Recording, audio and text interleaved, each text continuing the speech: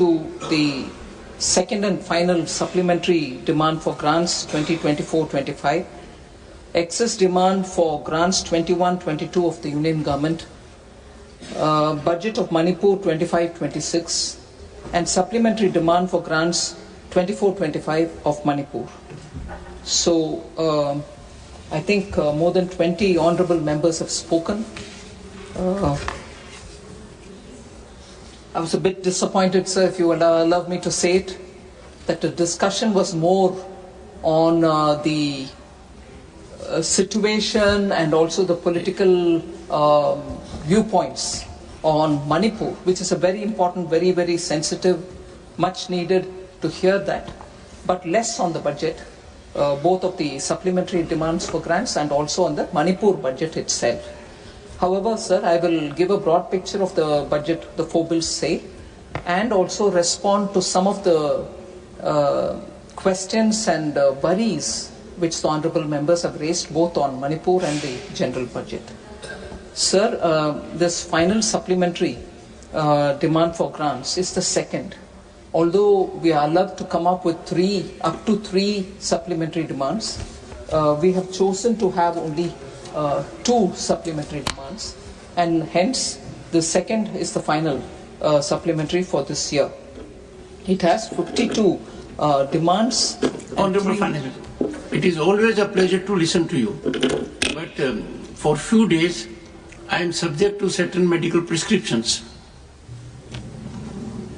Thank you, sir. Sir, I did have a word of message conveyed to you, but I welcome you. My prayers that your health is good and recovery is fast.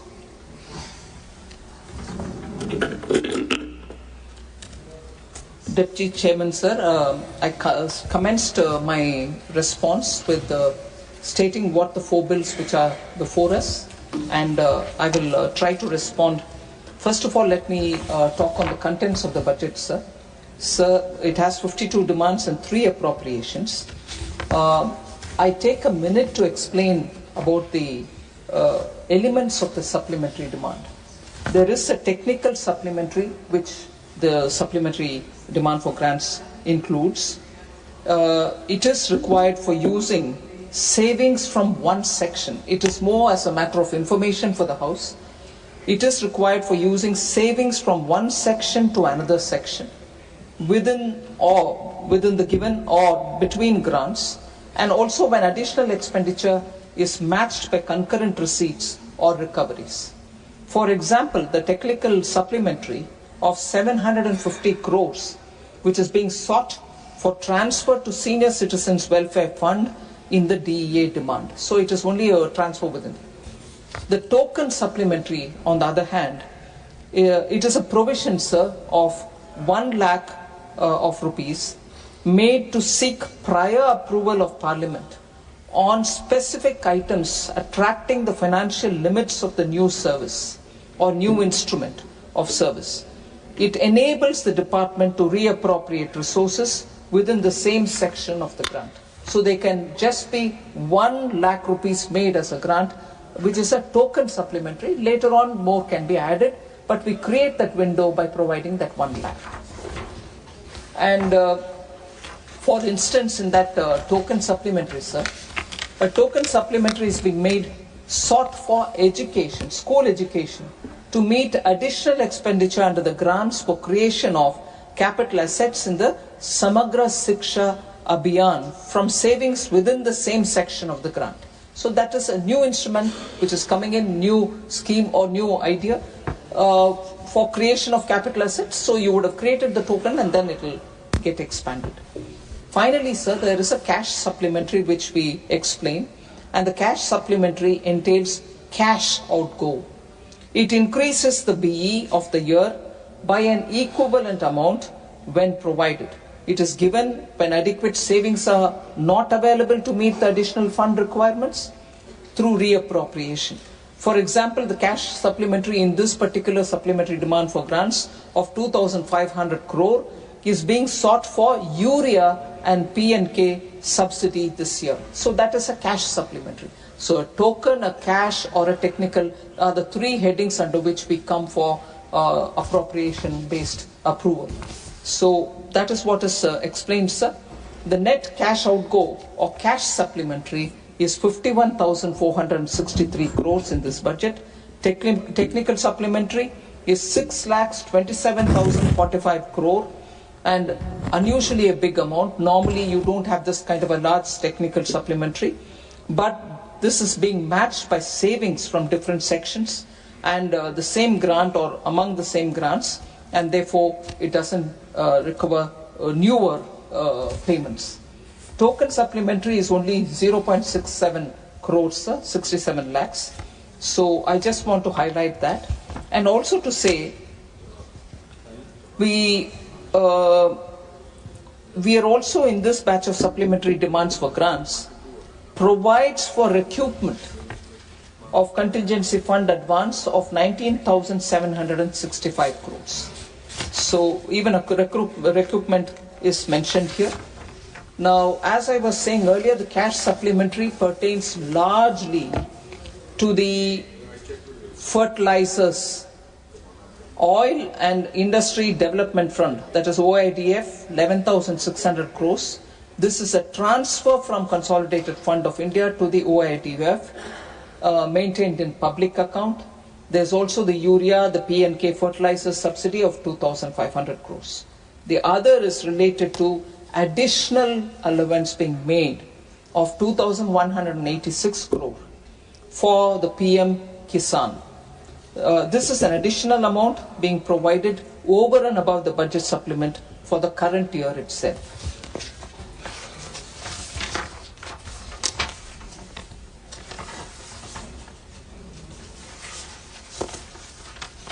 I'm not getting into the technical supplementary, sir, which is already very much in detail explained in the budget document itself. So the excess demand for the year 21-22 amounts to 1,291 crores. Again, that year's excess demand goes towards Department of Fertilizers and Pension, that is a civil pension, and two appropriations, namely for Defence Ministry Civil, which is a charge section, and Ministry of Railways, which is again a charge section. So now I come to the Manipur budget and also the Manipur supplementary demands. I first deal with the supplementary demand for Manipur, sir. This supplementary demand, sir, is for 1,861 crore, covers 20 demands and one appropriation. 948 crore rupees supplementary is being sought for revenue expenditure itself. These include, and very importantly, interest payment and debt services, additional requirement of pay and allowances, relief measures and security expenditure on account of law and order situation, and taking over the DISCOM losses for the state. So that is one heading, sir. 913 crores supplementary is being sought for capital expenditure also. We gave the revenue expenditure and the items under it. Now the capital expenditure. I'd like to say that for Manipur, we have already given the special assistance for state capital investment, which is a 50-year interest fee which all states get. But however, because of the disturbance and the administration being focused on that, last 2 years they hadn't claimed anything under the 50-year interest free. Manipur needed it. So 913 crores are being given under the special assistance for states capital investment. That is for 24-25, sir, the current running year. Other than this, Manipur as a state had never had contingency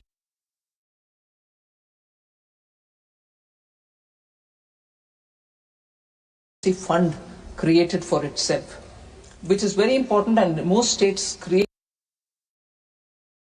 and have contingency fund arrangement because that helps them to meet with emergent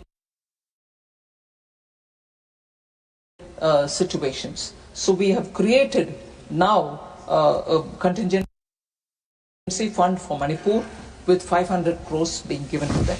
So that is about this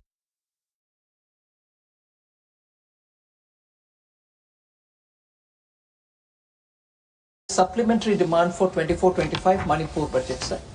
But the coming year, 25-26 budget is also presented here. And I would like to remind honorable members, particularly member Sushmita Dev, because of a concern about Manipur and its requirement for funds, given the situation they are in, she had said, why are you not announcing a package? I would like to tell her, honorable member, through you, sir, that this is a vote on account budget for Manipur. We are presenting a vote on account for 6 months so that the government runs, its immediate emerging expenditure can be taken care of, and the government, when it comes into place, will obviously make provision for whatever they want, and that is the budget, which is the year-long budget. So this is a budget vote on account for 6 months, and this is for 17,947 crores. The total receipts which are projected is 35,368 crores. Revenue receipts are estimated to be 27,231 crores. Sir, the state's own tax is 2,634 crore rupees as receipts, and non-tax is 400 crore respectively.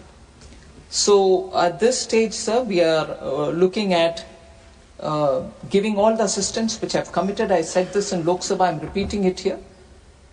We extend the fullest support from the Ministry of Finance so that the recovery of Manipur will be sooner rather than later, and we have absolutely extended all assistance, and in the meanwhile making sure the public finance and the fiscal situation of Manipur is well assessed.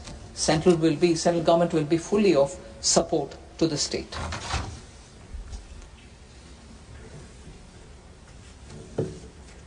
So other than that, there are, I'm going by individual observations made by honorable members, trying to respond to them. Again, commencing from Manipur budget and Manipur law and order issues, several members have spoken. Member Honorable Shakti Singh Gohil, Bikash Ranjan Bhattacharjee, Sushmita Dev, Sanjay Singh, Sulata Dev, Manoj Kumar Jha, Mr. P. Wilson, Vaiko, Santosh Kumar, all of them have spoken about it. So I will broadly explain the context, sir. I want to understand, equally state some facts before the House. Sir, Manipur is a border state. Manipur, at least all of us know, since some decades, has gone through quite a crisis, and every time there is a recovery, it goes back to some other situation. So every government has handled it with that sensitivity. I am not differentiating between this government or that government. There have been situations much more in terms of human loss, more in terms of asset loss and so on. So when we speak about the state, I will say that every voice which has been voiced in this House has the same sensitivity as much as all of us have. There is no way any one of us will be doing any help to Manipur by pointing a finger at one another. But even with that said, I will definitely try to remind some passionate voices which speak as if everything was calm and never has there been a situation like this ever before in Manipur. Sir, in 1990s, I've heard quite a few members speak about, double engine sarkar, center be BJP, state be BJP. There have been double engine sarkar of Congress earlier. Center be Congress, Manipur be Congress. And what kind of agitations and loss of life have happened? So your double engine did not do anything. In fact, it worsened the situation, if I have to get into that kind of a talk. We are, all of us here, committed to get that state back to some normalcy, and we want that state to grow and prosper as much as any other state. There cannot be, even for a moment, a mockery of kind of things that we want to stay when that state is suffering, and all of us will have to be working towards. Please take your seat, Mr. Gokhale. Nothing is going on record. Please take your seat. Madam, take your seat. Please, nothing is going on record. take your seat. I will not get distracted by the TMC. Now I take the name. The TMC technique of shouting members down. Susmita ji, please. Every time somebody tries to answer the points that they raise, they shout them down. Please take your seat. That kind of a thing will not work in this house. I'm sorry to say this. We are trying to answer the questions that have been raised here. Then there is no need to shout me down here. I will continue my answer. Please, please. Sir, to 1990s, double engine Congress के सरकार, double engine Congress सरकार के समय, how many people died? I want to say, why in 1990s the then Prime Minister did not visit, the then Home Minister did not visit? I would like to ask that question as much as... Please take your seats. I am not allowed to put in question. This tactics, I'm now saying the name, sir. This tactics of Trinamool Congress to shout down ministers when they speak will not be allowed, will not be entertained. We are giving answers. We are giving answers. You should have the strength of your conviction to hear the answers here. Please listen the answers, please. I'm coming point by point for every one of the questions that they've raised. If they don't have the conviction to sit and listen it, they can choose whatever they want. But it is not appropriate to shout the minister down when they are answering your questions. Have the patience. Sir, I will remind you, sir, in 2002-2017, 2002 to 2017, Manipur had a Congress government. There was central government till 2014 run by the Congress party. Manipur witnessed 628 months. Sir, Honorable Member Sushmita Dev, Honorable Member, has reasons to be worried about Manipur, she said, and I agree. She comes from an area which is close to Manipur and she knows so much about what's happening there. She raised a lot of questions. I am trying to answer each one of them. If it is an attempt to shut me down, it means that her allegations are not right. If she's got the strength of her conviction, she should hear my answers. And after that, I will sit down, welcome, if you permit her, to ask any number of questions more. But what's the point in shouting me down if there are other members who can also benefit from the answer that I'm giving? She's raised valid questions. I want to answer them. No, they've run out. That's because their tactics is always, don't allow a minister to answer, do all your mudslinging, go away. I know they are watching on the television. Sir, 2000, sorry? I'm giving you the answer. I'm giving answer. To their chief minister they have to register that they protested. But this house is not the street of Bengal. Not any street of Kolkata.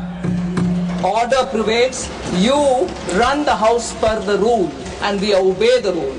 It's not, any street in Kolkata where they can scream, shout, pelt stones and run away. Sir, between that time when Congress wasn't ruling in centre and in Manipur, 628 bunds had happened.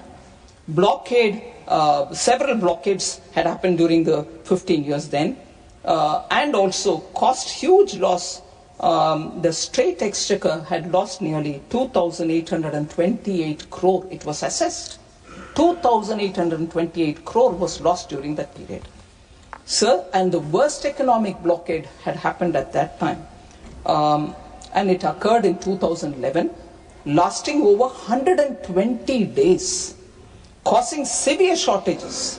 Petrol price was 200 rupees per litre. LPG cylinder cost 2,000 rupees per cylinder. Petrol price is 200 per litre and LPG cylinder 2,000 per cylinder. So, what is the current situation, sir? The current situation when this problem started? Union Minister, Home Minister, visited the state and went one camp after another camp belonging to different communities, spent 4 days in Manipur. Home Minister of India. At the time when it was really peaking with the problem, he went, spent camp after camp. Sorry? Please. Please take your seat. The question is, this sort of communal violence is unique in Manipur, which was there. Thank you. Never Please before. take I'm reading out loud before. Sir, interestingly, sir, I'm sure the honorable members will know, honorable member is from CPM. So, yeah, I would like to say it again. No doubt in my mind about it. But I'm sure you don't have a doubt yourself. Honorable member is from CPM, sir. West Bengal saw the worst riots ever in history under the CPM rule. Tripura suffered under the CPM rule. Kerala is not able to recover because of the horrible policy of industrialization that they had. To the extent, sir, to the extent, sir, Santosh Kumar ji, please sit down. Please take your seat. To the extent, sir, today Kerala's minister gives an interview in the papers saying no kukuli is not there anymore in Kerala. Can I say what that no kukuli was, sir? No kukuli is a place where no kukuli happens when workers are all sitting together looking if there can be some work. You and me or anybody going to Kerala get off the bus. On the top. Yes, Please, I will talk. Please, because you came up with a lot of things. Let her reply. Please take your seat. Please. Sir. No, please take your seat. You get off the bus, sir. Honorable members will find this interesting. Nowhere else you will find it. From the bus, you have to remove your luggage. People are sitting on the ground. You will say, hey, please help me. Kitna dena hai? You will say some coolie and then you will have to bring the luggage down. Assume he has to be paid 50 rupees. You will actually have to pay 50 plus another 50. You will ask why? The other 50 is Noku coolie. What is Noku in the Malayalam, sir? Noku means look. Meaning, I will be sitting and watching here. I may be a CPM card holder. I'll be sitting and watching and the person, actual coolie brings the luggage down, he gets 50 rupees. But for me, being a card holder member, watching that act itself, I need to get 50 rupees. That is no kukuli for you, sir. So, it is that kind of communism that has killed industry in Kerala, that kind of communism which has killed industry in Bengal, that kind of industry. Santosh Kumar, listen to me. No permission from the chair. Sir, with your permission, sir. Yes, with your permission, permission sir. I want to say, if he is trying to tell me that no such a practice exists, 2 days ago, Honorable Chief Minister, I think, gave an interview. Kerala Chief Minister, I think, gave an interview in which he says there is no kukuli nowadays, which means it was there before. Am I bluffing? Come on, Santosh ji. It's all right. You're doing all right. Don't deny what I'm saying. I'm also from that region. I may not be from any particular city in Kerala, sir. Therefore, I want to say, Home Minister went to Kerala, to Manipur, spent 4 days moving from one camp to another of affected people belonging to all communities, irrespective of communities. That happened under Prime Minister Modi. Home Minister Amit Shah went there. The number of times since 1990 till 2014 when Congress was in ruling in center and Congress was in power, double engine Congress, not a minister went when there was this 162 days of blockade, 120 days of blockade. Tell me which minister went? No one went. But today they will mock your double engine. Of course double engine. That's why the Home Minister went. That's why Nityananda Roy was there for more than 23 days. MOS Home was there for 23 days. So don't please compare how you handle Manipur and how this government is handling Manipur. We have greater sensitivity. We care for Manipur and every state of this country. Nowhere do we, Stay back. Prime Minister himself went to Wayanad. Prime Minister himself went to Wayanad, hasn't he? Therefore, we should not speak as though we treated it better and you are not, whereas we are handling that legacy of 60 years of mishandling of states. And that is why the problems are so compounded today. It wasn't like this before. He went to Wayanad or not? Of course, that's what I'm saying. That's what I'm saying. You don't agree to it. Please, Santosh. You are putting words in my mouth. You are putting words into my mouth, Santosh Kumar. I said he also went to Kerala. Don't you try that sorry communist tactic on me. Put your words into my mouth. I will not take it. No, you don't give me the tactics. Sir, so the special assistance scheme, again, the same culture has been inherited by TMC, sir. Shout people down. That's communist. TMC has inherited it. That's it. Sir, contingency fund have been created for 500 crores and that will help the state so that if there is emergency, they can handle it. Sir, in 1993, Rajkumar Dorendra Singh of the Congress was the Chief Minister of Manipur.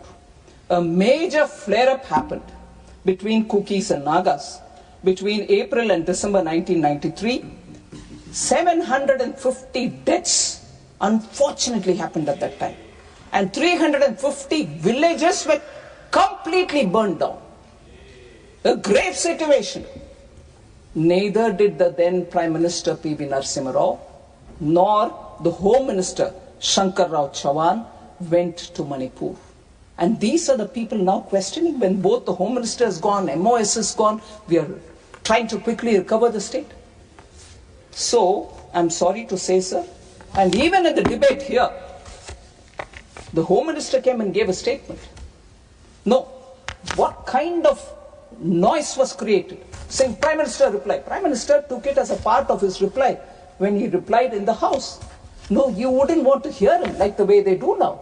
They all came to the well, shouted the Prime Minister down so that they don't hear him. But Prime Minister is made of a different stuff.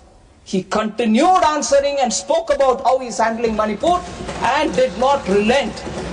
So on Manipur, I would submit to the House, go into the detail of what work is happening, how restoration is happening. It is our Manipur, your Manipur, all our Manipur. Deal with it with a sense of ownership. Rather than saying, you doing that, it doesn't work. It's a very sensitive issue and all of us will have to support one another so that we give a proper support to that state. Even 97-98, Prime Minister I.K. Gujral, even at that time there was a major clash. 350 lives were lost at that time also. Even I.K. Gujral ji did not go to Manipur. So I want to have questions asked of the opposition members to contemplate, to introspect, and then stand up and speak. I'm here to hear it. All of us are here to hear it. Just don't throw mud and run away. But throw mud if you think you want to. But stand here to equally face the music. So no. Sir? Yeah, please listen. Okay. Because you're from Kerala, no? You're from Kerala, right?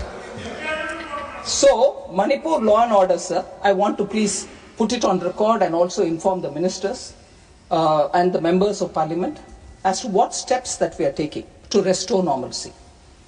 Both of the center and state collective efforts have been put so that there will be improvement in the law and order. Except for some sporadic incidents in the fringe areas and the unfortunate incident of 8th March 2025 in Kangpokpi, there has been a decreasing trend in cases of death, injuries, arson, firing incidents and protests. Currently, there are 286 companies of CAPF and 137 columns of Army and Assam Rifles. Both are deployed along with the state police to maintain law and order in the state. Recovery of arms and ammunition looted are being recovered and it is underway. Public notice by the Honorable Governor on 20th February 2025 the recovery has also seen an increase. Steps are also being taken to ensure free movement along the national highways. Convoy movement carrying essential commodities are continuing to ensure availability of essential commodities in the state. Helicopter service has resumed so that most district headquarters are connected for ease of travel for the public. Various measures have been taken up for the persons displaced in the violence, which is very important, sir. About 60,000 persons are currently residing in relief camps. About 7,000 persons have returned to their homes. About 400 crores of rupees have been provided under the MHA special package for relief camp operations and support to those affected in this lawlessness, riot and everything else. More support will also be provided. Under PM Awas Yojana Gramin, 7,000 houses have been approved recently to provide for housing to those who are displaced. Various other support have also been given to those relief camps, such as healthcare, including mental health support, skill and livelihood training, and also education. Engagement with the civil society is underway from the level of the governor down to the level of the district administration. There is a clear step towards bringing peace in the state. Pending issues of the public are also being resolved quickly on a top priority mode. So centrally sponsored schemes, priority is being given to clear up all the dues and nothing is kept pending at all.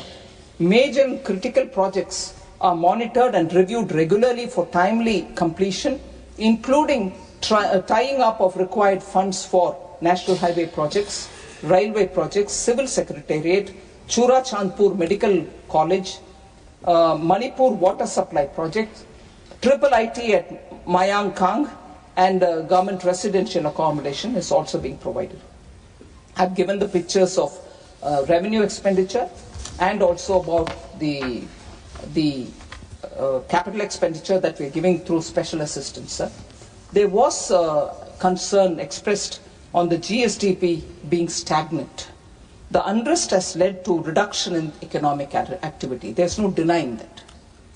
With improvement in law and order and consequent improvement in economic activity, I expect the GSDP to show some recovery this year onwards. So I've already told about the amount that we've given for relief and rehabilitation. Temporary shelter, 15 crores, 15 crores have been given. This is the final installment payment with additional funds for extra works which are being provided. Permanent housing gets 30 crores. This is provided for works already taken up. And in addition to that, we are providing the 7,000 PMAY Gramin, which has been approved already. Relief operations for that, 100 crores have been given. That is specifically shown also under the new demand for 25-26. And for internally displaced persons, requirements in the relief camp are itemized and being serviced.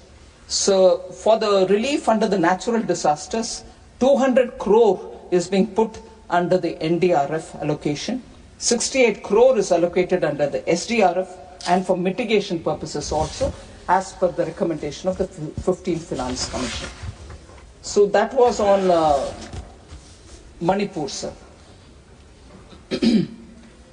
Honorable Member Shakti Singh Gohil and also Member Girirajan from DMK raised questions about fiscal consolidation at the cost of cutting public spending. They said better financial discipline is required. Manrega is not being released. I want to take a minute to explain this, sir. Union budget, sir, total expenditure is 50.65 lakh crores, which is higher by about 2.44 lakh crores and 3.49 lakh crores compared to 24-25 and 24-25 RE. First number being BE related and the second being RE related. So the capital expenditure target itself is 11.21 lakh crores. The effective capital expenditure actually is only 15.48 lakh crore, not 11, because you're looking at the actual money being given to states which are actual for asset building They may count as revenue for me, but for the states it will be capital expenditures. So effective capital expenditures 15.48 lakh crores. But all this is being done without any reduction in social welfare measures. The social welfare budgets are from 56,501 crore in 24-25 has in 25-26 gone to 60,052 crores. So it's actually increased. We are not doing any fiscal consolidation by cutting down on social welfare. Education has gone up from 1.26 crore in 24-25 to 1.29 lakh crores for 25-26. Health has gone up from 89,287 crore to 98,311 crore in the BE of 25-26. So there is no reduction in the social sector spending. I also want to draw the attention of honorable members to the statement 4AA, which has been given in Annexure C for me, for my reference, and in the budget documents. It is provided as a separate document. I want to highlight the fact, and I will request the honorable members to take a look at that statement. It comes as a part of the expenditure profile. Shows how unspent balances are lying with the states, which are more than 1 lakh crore as on 31st December 2024. And they are for various centrally sponsored schemes. So our money has already gone there. It's lying unutilized, 1 lakh crore. Now, we also borrow money and then send it for the schemes. They should be utilized appropriately and speedily. Sir, on the question of Bengal funds not being released, honorable members don't seem to be here. Probably they don't want an answer from me because they know that even the CAG has pointed out on how many inappropriate actions have happened. Many of the bogus ghost accounts have been given money to, and when the realization had to happen from those ghost accounts, the state government chose to pay that amount which has actually got to be realized from the ghost accounts. They gave that money itself from their own state's treasury.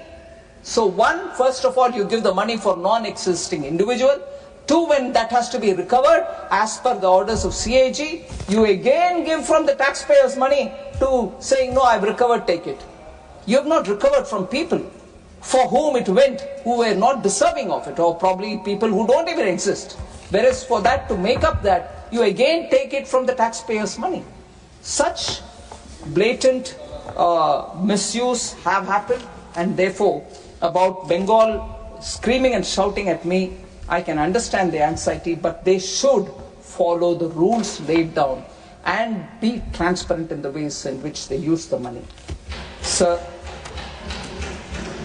there are two matters which I bring in which were not probably discussed so much in this house, sir, but related to the economy.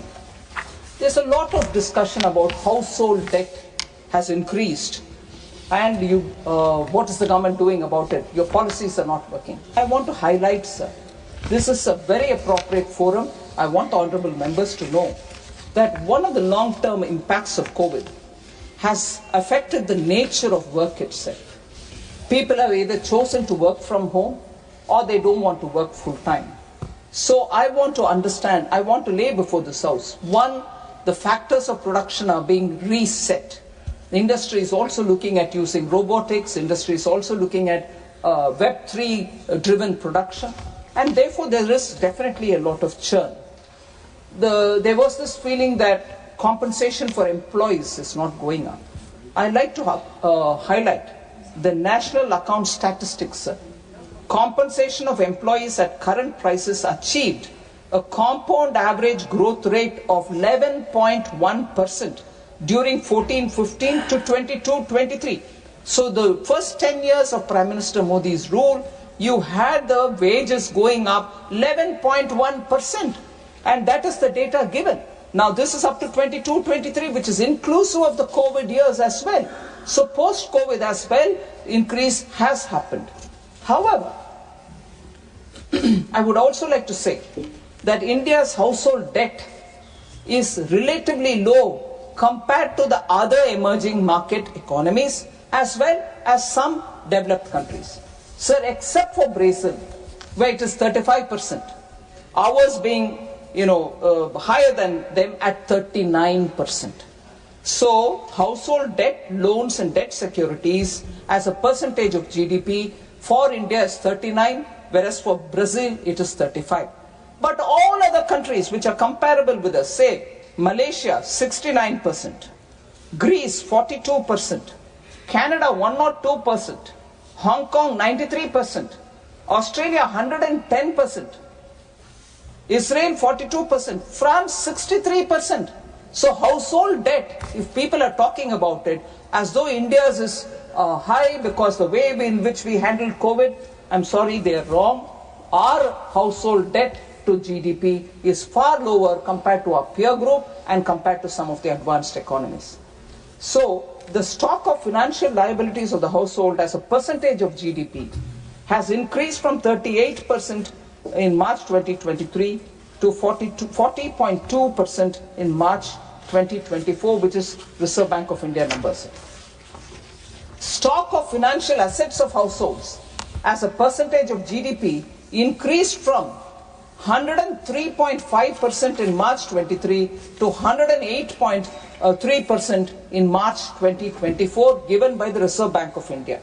So I want to put before this Honorable House India and its asset and liability figures are very much better than very many of our comparable emerging market economies and even some of the developed economies.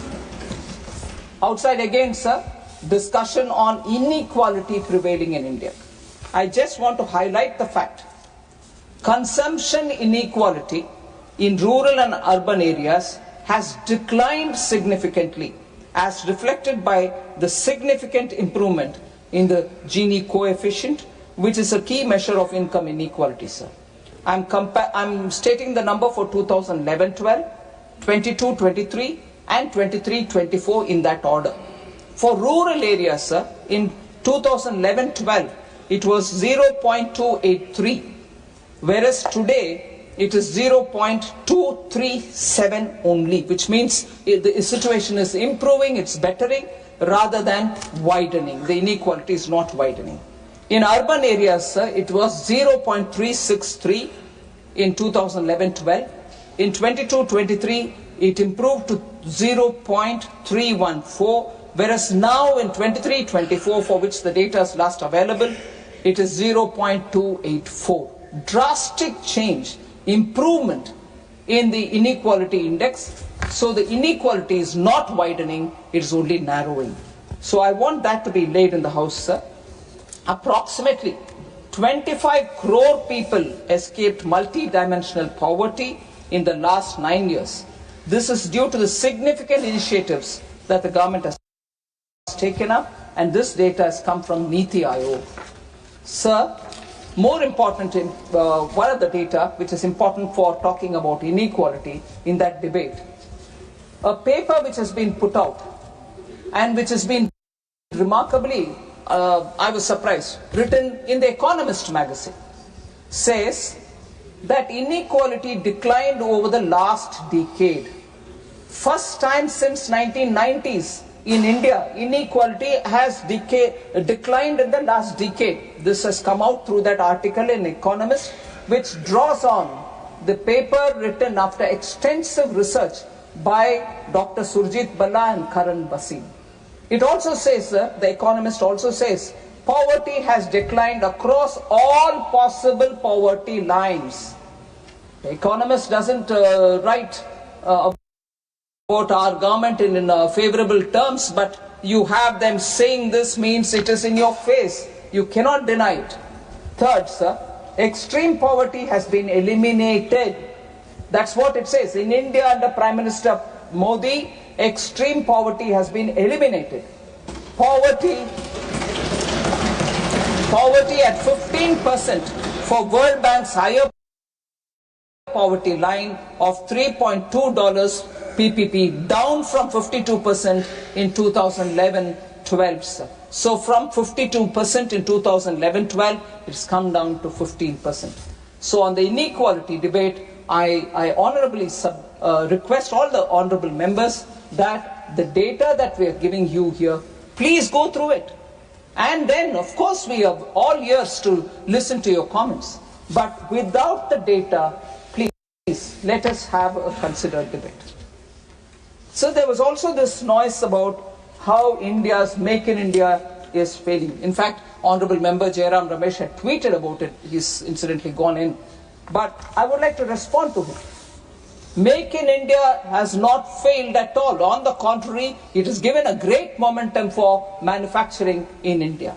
India's manufacturing sector has faced significant challenges due to externalities rather than due to anything to do with India. We have taken short-term and long-term measures. Honorable Prime Minister Modi has prioritized national interest in economic policy making. He has spoken about it even yesterday in a podcast, which is being received all over the world, for extensive and comprehensive viewpoint on how this government deals with very many issues. India's own domestic growth, India's cultural rootedness, India's foreign policy. He has given extensively his thoughts on all these subjects. So has he prioritized national interest in economic policy making also. In order to curb dumping of goods into this country, sir, several measures have been taken up. Anti-dumping duties have been imposed. Strengthening of our trade defense mechanism have been taken up. I want to highlight how Atmanirbhar Bharat and related policies have brought in defense sector today to become an exporter, net exporter. They are able to earn more than 30,000 crores. And as a result, you see what Make in India has achieved for defense production in this country. And I see enthusiastic, I'm sorry to say, Congress members taking vicarious pleasure in saying, oh, Make in India is dead, RIP Make in India. Make in India made defense to become net exporter and earn 30,000 crores. Don't be too quick. And above all, Congress has had absolutely a hypocritical approach to Make in India. They had remained in power from 2004 till 2011 when they came up with the national manufacturing policy. 2014, of course, they went away. It took them 7 long years just to make a policy rather than implement it. Now, the national manufacturing policy was there, which said 25% we'll achieve in manufacturing contribution to GDP. They said that. But before even moving that paper, people send them out. So when Prime Minister Modi in 2014 brings Make in India, the kind of statements which have been made by Congress members. One eminent member at that time said, the objective of Make in India plan to attract investment and technology and promotion of exports cannot be part of a partisan narrative. Do you want manufacturing to grow in this country or not? And having brought out this national manufacturing policy, they also said, being, I don't know, hypocritical or confused, they said when Make in India was announced, Make in India is just a revamped version of national manufacturing policy. And you claim that Make in India isn't working.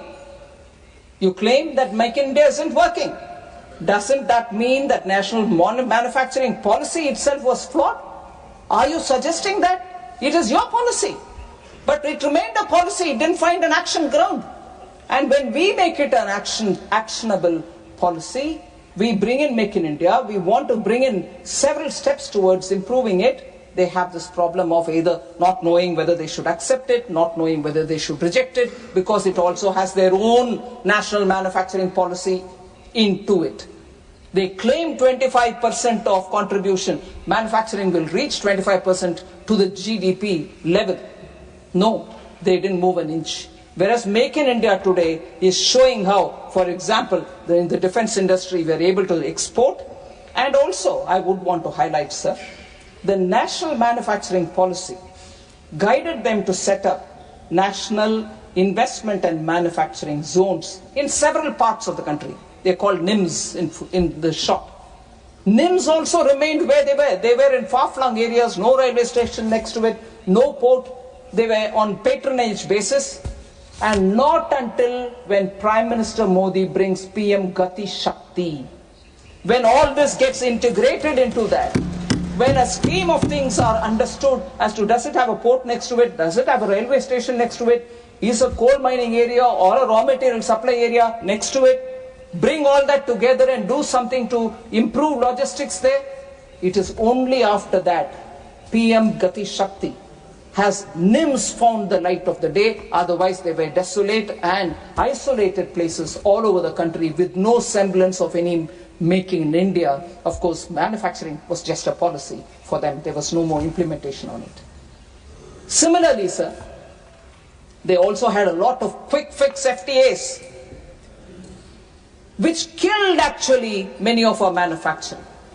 Today, Commerce Minister is struggling to have those FTAs hurriedly done during their period, reviewed, because countries have realized it was so loosely worded, it had so many things which was ready giveaways for our partner countries, which is good. You want to give them market access for many of the things. But we didn't get equally anything for ourselves. So the Commerce Ministry today is sitting and asking those countries to review the FTA signed during UPA policy time. So that hurried rushing into FTA, hurried bringing into some kind of a context, manufacturing policy, has not delivered. On the contrary, has hurt us. Believe in Make in India. It is giving you results.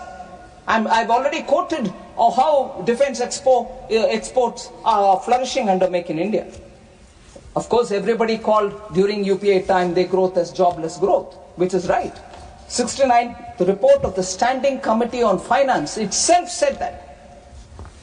Sir, but I would like to highlight the fact that Make in India has actually given us good result. We took step after step after step to strengthen the manufacturing in this country. Corporate tax rate was brought down to 15% for new capacities in February 2019. Production-linked incentives have been given for critical key starting materials, KPI, drug intermediaries and active pharmaceutical ingredient manufacturers. Manufacturing of medical devices have happened. Automobiles and auto components get PLI. Pharmaceutical drugs get PLI. Specialty steel gets PLI. Telecom network products, electronic technology products, white goods, ACs and LEDs, food products, textile products, MMF segment of technical textiles, high efficiency solar PV modules, advanced chemistry cells, and drones and drone components all get PLI. I just want to highlight one data point, sir. I'm not just listing PLIs. Some of the most notable achievements of PLI schemes are attracted investments exceeding 1.5 lakh crores. Because of PLI, 1.5 lakh crores have come into this country. Employment generation has happened to the extent of 9.5 lakh people. It has also led to exports surpassing 4 lakh crores. Electronics, pharmaceutical and food processing sector are also contributing to the export. 99.2% of mobile phones now sold in the country are made in India. 325 to 330 million mobile phones are being manufactured in India every year. Mobile phone exports reached $15.6 billion in 23-24 from 0.2 billion in 2014-15. Significant reduction in the import of raw materials in the pharma sector thanks to PLI. Considerable improvement in domestic sourcing of raw materials in food processing, again because of PLI.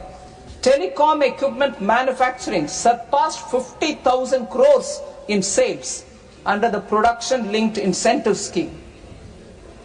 The automobile sector also got a considerable boost, with the PLI directly generating sales worth 2.25 lakh crores and creating 1.5 lakh jobs in that sector. So I would request our Congress members, when they talk about Make in India, thinking that they can sing a requiem, I'm sorry, no, it is live, kicking, flourishing, and making our economy absolutely stronger for it. So last one point I would like to highlight. As a result of this concerted effort, sir, our domestic defense production, about which I spoke, reached 1.27 lakh crores, marking a record high with an impressive increase approximately of 174% from 46,429 crores, which it was in 2014-15. So defense is a classic example. In that, I will just put one example forward, sir. You are from Bihar. It's a very good example to show how every state of India is contributing for Make in India.